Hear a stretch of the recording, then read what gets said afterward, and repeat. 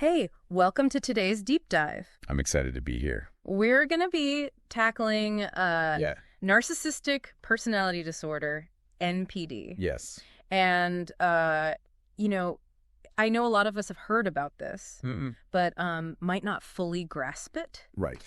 And you've sent over some fascinating research and articles on the topic. Yeah. So let's unravel this. Absolutely. Let's see what we can learn about the complexities of NPD. I think it's a subject that sparks a lot of curiosity and for good reason. Yeah, for sure. It's one of those things that you hear the term thrown around, but understanding the clinical reality behind it is something else. Yeah. So to kick things off, Okay. what exactly makes NPD different from just being, say, a little self-centered? That's a crucial distinction to make. Yeah. NPD isn't simply about being vain or selfish. Okay. It's a complex mental health condition with a very specific set of symptoms and patterns of behavior. Okay. One of the key features is what we call grandiosity. Okay. And it goes beyond mere confidence. Okay. Think of someone with a truly inflated sense of self-importance. Right. They might constantly name drop, exaggerate achievements, Yeah. or expect special treatment everywhere they go. Like they live in their own world where the rules don't apply. Exactly. Yeah, okay. It's important to note that NPD isn't just about outward behavior, though. Okay. People with NPD often have a deep-seated need for admiration that goes much deeper than enjoying compliments. Okay. It's more like a constant hunger for validation that drives their actions. And I can see how that could lead to some pretty unhealthy... You're absolutely right. ...relationship dynamics. That hunger for validation, coupled with a lack of empathy, which is another hallmark of NPD, can create real challenges in their interactions with others. Okay. Now, it's not that individuals with NPD are intentionally cruel. But they have real difficulty understanding or caring about other people's feelings. Yeah. Imagine someone who rarely apologizes, constantly steers the conversation back to themselves, or uses others to get what they want. Okay. Without considering the impact. So, it's interesting. I think most of us can relate to feeling a little self-centered now and then. But NPD takes those tendencies to a whole other level. Precisely. Yeah. And that's what separates NPD from simply being a difficult personality. For someone with this disorder, these patterns are pervasive, deeply ingrained, and ultimately cause significant distress or impairment in their lives and the lives of those around them. So it sounds like it's more than just a collection of personality traits. Exactly. It's a clinic. It's about understanding the clinical nuances, recognizing that it's more than just being a jerk. And appreciating the complexities involved. Yeah, well, this has already shed some light on what NPD actually is. Good. But what about the roots of this disorder? That's where things get really interesting. Okay. Because it's not a simple answer. Okay. It's likely a combination of nature and nurture. Okay. Genetics can definitely predispose someone to certain personality traits. Okay. But upbringing plays a significant role as well. So like parenting. Yeah. Parenting styles. Parenting styles that are either overly indulgent. Okay. Think of the child who's constantly told they're special. Or excessively critical. Can contribute to the development of narcissistic traits. So either extreme showering a child with praise or constantly putting them down can set the stage. It's like a pendulum swinging between those two extremes. And neither is conducive to healthy emotional development. And then, of course, we can't overlook the impact of early experiences. Trauma, neglect, or abuse during childhood can disrupt emotional development and lead to the formation of maladaptive coping mechanisms. It makes you realize that NPD is often a response to deeper underlying issues. That's a really insightful observation. Yeah. It's not about assigning blame, but understanding the interplay of these factors. Genetics, upbringing, and early experiences. So this is already painting a much more nuanced picture than I think a lot of people have of NPD. But knowing that these deep-seated issues are often at play, I'm curious about how this manifests in relationships. That's where we really start to see the impact of NPD. Relationships with individuals who have NPD can be extremely challenging. And often quite damaging. It's important to remember that individuals with NPD can be very charming and charismatic, especially early on in a relationship. But over time, that lack of empathy and the constant need for validation can lead to some very destructive patterns. That makes sense. Yeah. We often hear about the roller coaster of emotions involved in relationships. Absolutely. With someone who has NPD. Yeah. And I'm guessing that's connected to what you're describing. One way this often plays out is through a dynamic of idealization and devaluation. Okay.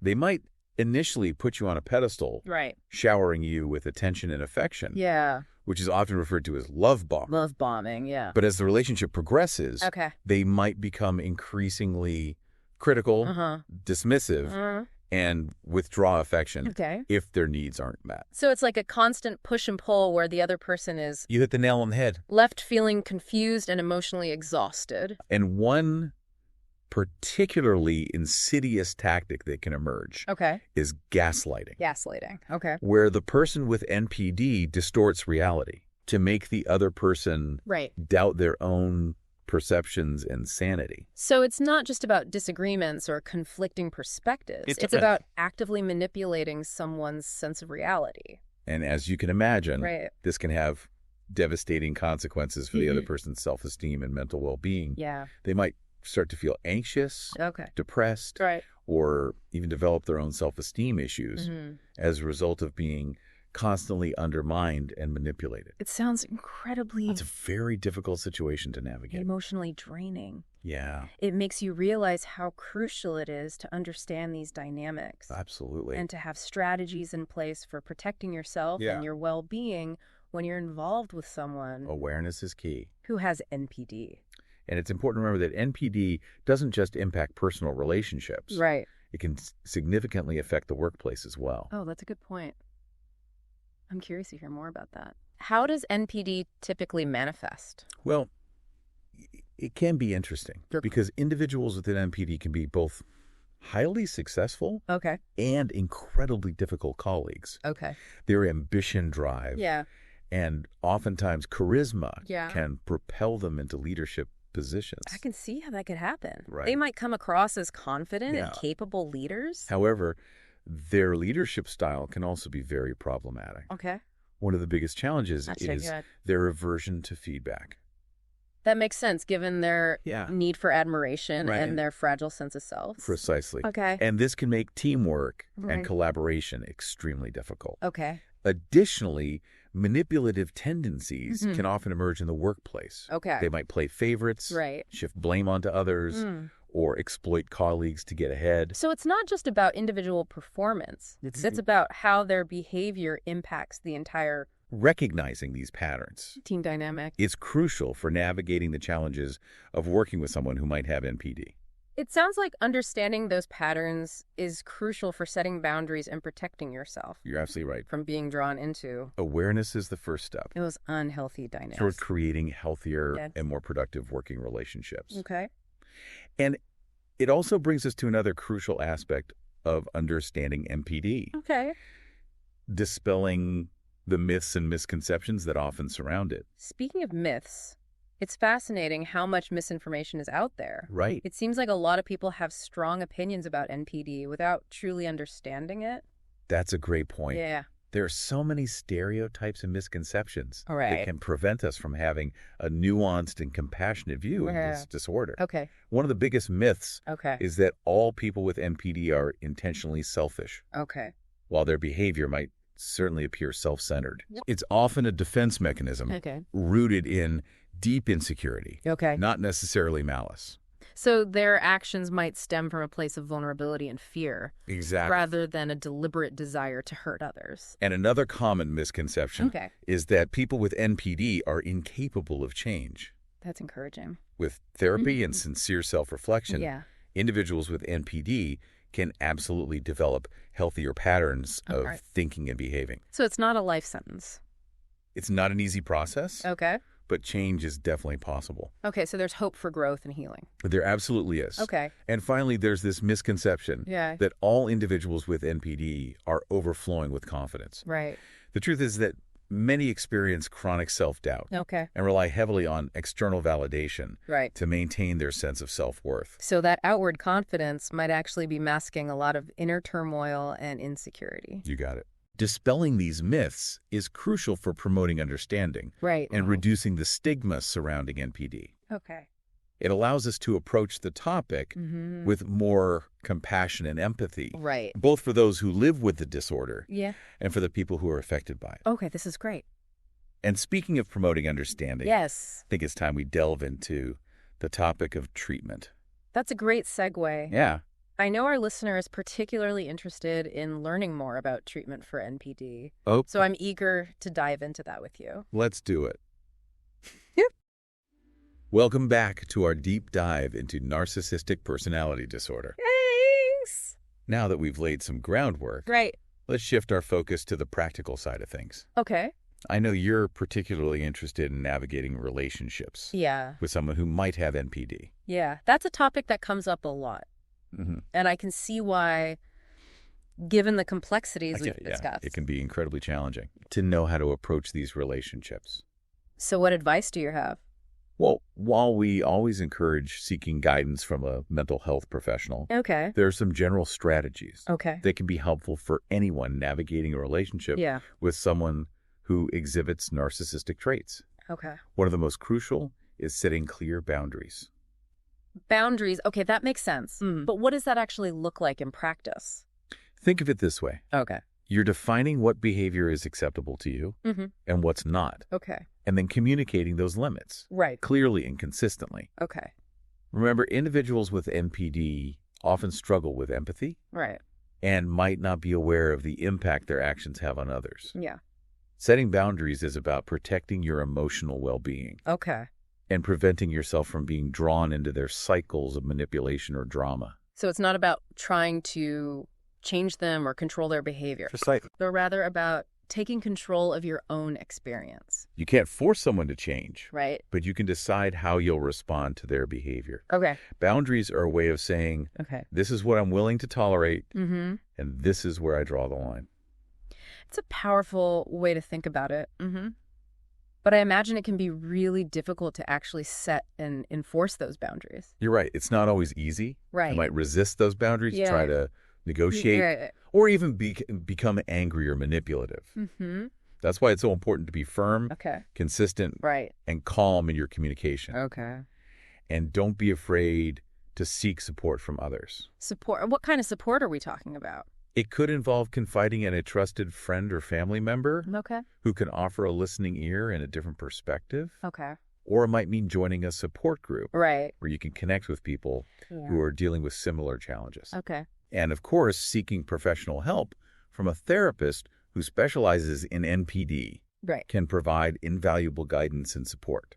Having that external support system must be so helpful. Absolutely. It's easy to feel isolated and overwhelmed. Talking to someone who understands what you're going through can validate your feelings, provide a sense of normalcy, and give you the strength to keep moving forward. A therapist can also provide guidance on setting boundaries, managing difficult emotions, and developing healthier communication patterns. That makes so much sense. I think sometimes we try to handle everything on our own. Yeah, absolutely right. And that can just lead to burnout and resentment. It's crucial to remember that you don't have to go it alone. There are people who can help. And reaching out for support is a sign of strength, not weakness. This is all so helpful for those who are in relationships with someone who has NPD. But I'm also wondering about the individual with NPD. What steps can they take to work on themselves? That's where therapy comes in. And it can be incredibly beneficial for individuals with NPD. A skilled therapist can help them develop self-awareness, challenge those distorted thinking patterns, and learn healthier ways to relate to others. But we've talked about how resistance to therapy is often a challenge with NPD. How can loved ones encourage someone to seek help? That's a great question. Without being confrontational or judgmental. And it's a delicate balance. Sometimes expressing your concern from a place of love and focusing on specific behaviors that are causing problems in the relationship can be more effective than labeling them with a diagnosis. So instead of saying, I think you have NPD, it might be more helpful to say, I feel hurt and disrespected when you interrupt me or dismiss my feelings. Frame it in terms of how their actions are impacting you and the relationship, rather than making it about their personality or character. Okay. And remember, patience is key. Right. Change takes time. Yeah. And there will likely be setbacks along the way. It sounds like a process that requires a lot of empathy and understanding. It absolutely does. And on both sides. And I think it's important to acknowledge that while we're focusing on practical strategies here, right, navigating relationships with NPD can be incredibly emotionally draining. Yeah. Both for those with the disorder and those around them. Yeah, for sure. So in addition to the things we've already discussed, I want to emphasize the importance of self-care. Self-care, that's so important, but it's often the first thing to go when we're struggling. It's true. Yeah. But taking care of your own physical and emotional well-being is crucial when you're dealing with the stress and emotional drain of NPD. What are some examples of self-care practices that might be particularly helpful in this context? We'll be back after a quick break. Hey there.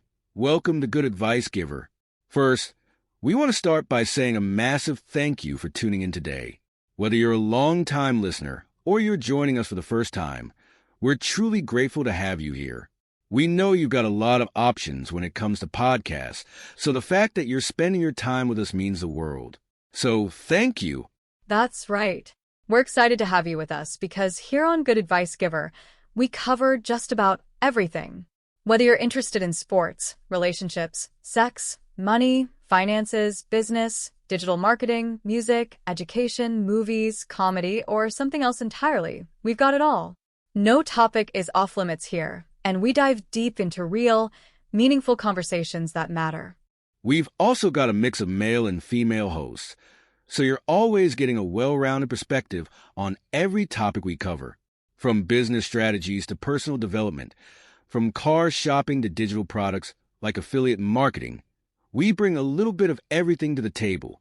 Our goal is to offer advice, insights, and some laughs along the way to make sure you feel welcome and engaged, no matter what brought you here. And it doesn't stop there. We're not just about giving great advice, we're about action. On this podcast, we even sell products and services we believe in, from affiliate marketing opportunities to cars and more. So whether you're looking to boost your business or find practical ways to improve your everyday life, you're in the right place. As always, we want you to stay connected with us. Be sure to download this episode so you can listen anytime, anywhere, whether you're commuting, working out, or just relaxing. And while you're at it, follow us on social media. We're on Instagram, Facebook, Twitter, you name it. That's the best way to stay in the loop for upcoming episodes, behind-the-scenes content, and even giveaways. And don't forget to subscribe to our YouTube channel. We're posting extra content there, including video podcasts and deep dive discussions you won't want to miss. Be sure to like, comment, and subscribe, and let us know what topics you want to hear more about. Lastly, check out the link below in the description for exclusive offers, resources, and more ways to connect with us. We're here for you, and we can't wait to bring you more valuable content. Thanks again for tuning in to Good Advice Giver. Let's get started. It could be anything that helps you recharge and nurture your own sense of self. Sure. It might be spending time in nature. Right. Engaging in creative activities. Okay. Practicing mindfulness or meditation. Or simply taking a break from the situation to do something enjoyable and relaxing. So it's about finding what works for you and making it a priority. Exactly. Even when it feels like there's no time. And amidst all the challenges, it's important to hold on to the belief that healing is possible. That's good. It might not happen overnight. Yeah. And it might not look the way you expect it to. Right. But it's possible to move forward and create healthier, more fulfilling relationships. That's such a powerful message of hope. It's a reminder that even amidst the difficulties, there's always potential for growth and healing. I agree. Okay. And with that in mind, yeah, I think it's a good point to transition into our final segment. Okay. We've covered a lot of ground today, exploring the complexities of NPD and offering some practical strategies for navigating relationships. But now I want to shift gears and look towards the future. That sounds fascinating. I'm eager to hear what's on the horizon in terms of NPD research and treatment. Welcome back. Thanks for having me back. I'm really intrigued by what you just said about looking towards the future. We've spent a lot of time digging into the challenges and complexities of NPD. Right. But now I'm curious about what's happening in terms of research and treatment. Right. Are there any exciting breakthroughs or promising developments on the horizon? There are. Okay. It's a really dynamic field right now. Okay. And researchers are making some fascinating discoveries that are changing the way we understand and approach NPD. Okay. One area that's particularly exciting is the exploration of the biological underpinnings. Okay. Biological underpinnings. What does that actually mean? Essentially, researchers are delving into the brain to see if there are any structural or functional differences that might be associated with NPD. Okay. They're using advanced imaging techniques and studying things like brain activity patterns, neurochemicals, and even genetics to try to pinpoint what might be happening at a neurological level. So it's like searching for clues within the brain. Exactly. That might help explain why people with NPD think and behave. It's a complex puzzle. The way they do. But they're starting to piece things together. Okay. For instance, some studies have shown that individuals with NPD might have less gray matter. Less gray matter. In certain areas of the brain that are involved in empathy and emotional regulation. That makes sense, given what we've learned about the challenges people with NPD often face in those areas. And there's also research exploring the role of certain neurochemicals, like dopamine and oxytocin, and the development and expression of NPD. These chemicals are key players in how we experience pleasure, motivation, and social bonding. So could it be that imbalances in these chemicals might contribute to... That's a theory that researchers are actively exploring. The idea is that if someone's brain isn't processing these chemicals in a typical way, it could lead to those cravings for external validation and make it more difficult for them to experience satisfaction or regulate their emotions. That's really interesting. Yeah. It's fascinating to think that these biological factors could be at play. It adds a whole new dimension to our understanding of NPD. It really does. And as we gain a deeper understanding of these biological underpinnings, it could lead to new avenues for treatment and intervention. That's exciting. Yeah. What kinds of new treatments are on the horizon? There are a few that are generating a lot of buzz in the field. One is the use of virtual reality in therapy. Virtual reality? Yeah. That sounds futuristic. It is. How does that even work for treating NPD? It's pretty cool. Okay. Imagine being able to create realistic social situations in a safe and controlled virtual environment. Yeah. Individuals with NPD could practice interacting with virtual characters, receive feedback on their behavior, and try out different ways of responding in challenging situations. So it's like a dress rehearsal for real-life interactions. Exactly. Giving them a chance to build their skills and confidence in a low-pressure setting. And one of the amazing things about virtual reality is that it allows for repetition and customization. You can tailor the scenarios to each individual's specific needs and challenges, and they can practice over and over again until they feel more comfortable and confident. That sounds like it could be a game changer for helping people with NPD. Develop healthier social skills and coping mechanisms. What other innovative therapies are being explored? Another area that holds a lot of promise is the development of new medications that target specific brain pathways involved in NPD. Now, it's important to note that there's no magic pill for personality disorders. But these medications, used in conjunction with therapy and lifestyle changes, could potentially help manage some of the more distressing symptoms, like impulsivity, aggression, or anxiety. So it's about finding the right combination of tools and approaches that work best for each individual. It's not a one-size-fits-all approach. Treatment for NPD often involves a multifaceted plan that might include therapy, medication, support groups, and lifestyle changes. This all sounds very encouraging. It seems like there's a lot of hope for the future of NPD treatment and understanding. It does. But beyond these scientific advancements, are there any societal or cultural shifts? That's a crucial question. That you think could help reduce the prevalence of NPD? And it's something that researchers and clinicians are thinking about more and more these days. Okay. One area of focus is early intervention and prevention. So catching it early on before those patterns become deeply ingrained. The idea is to identify children and adolescents who might be at risk for developing NPD and intervene early to promote healthy emotional development. What might that look like in practice? It could involve things like parenting classes that teach parents how to foster healthy self-esteem in their children, school-based programs that focus on social and emotional learning, or even individual therapy for kids who are exhibiting early signs of narcissistic traits. So it makes sense to address those underlying vulnerabilities early on before they solidify into more problematic patterns. But it's not just about individual interventions. We also need to take a look at the larger cultural messages. What kinds of cultural messages are you referring to? Think about the constant bombardment of images and messages that we're all exposed to that promote individualism, achievement, and external validation. Social media, reality TV, even certain parenting styles.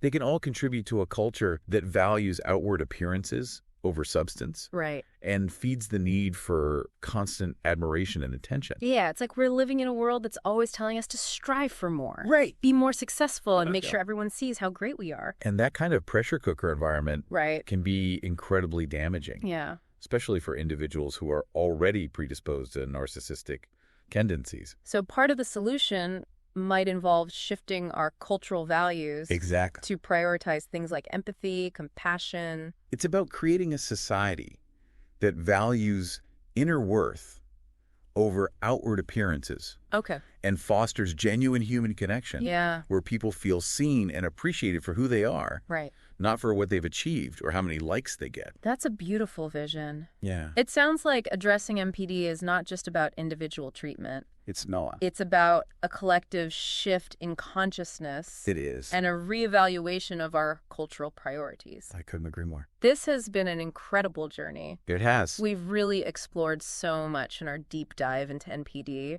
We have. From the clinical aspects to the personal stories to the cutting-edge research that's paving the way for a brighter future. It's been a fascinating exploration. It has. I'm so glad we had the chance to delve into these important topics together. Me too. Yeah. Before we sign off, is there anything else you'd like to leave our listener with?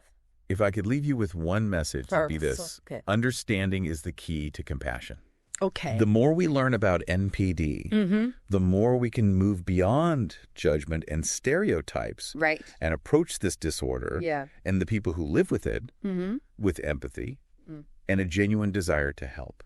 That's such an important reminder. Understanding breeds compassion, and compassion opens the door to healing and growth. Absolutely. And remember, even amidst the challenges, there is always hope. There is. Recovery is possible. Change is possible. And a brighter future is within reach.